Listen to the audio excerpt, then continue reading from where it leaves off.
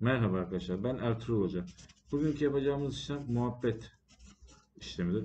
Muhabbeti yani çok olumsuz bir insansanız, insanlarla da muhabbet edemiyorsanız bu sizin biraz daha açmak için yapılacak olan bir işlem. Çizgi koyduğum yere adınızı, doğum tarihinizi, anne isminizi, WhatsApp yazın. Daha sonra bu kağıdın ekran görüntüsünü alıp bilgisayar çıktısını alın ve bu kağıdı cüzdanınıza taşıyın.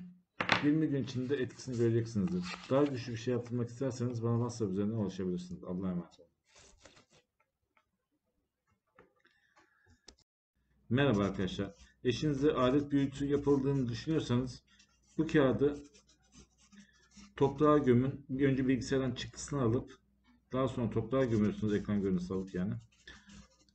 20-25 gün içinde eşinizin üzerindeki adet büyüsünün büyük bir şekilde büyük bölümünün bozulduğunu göreceksinizdir. Çizgi koyduğum yere de eşinizin adını, doğum tarihini, anne ismini yazın. Ayrıntılı bilgi almak için bana WhatsApp üzerinden ulaşabilirsiniz. Allah'a emanet olun.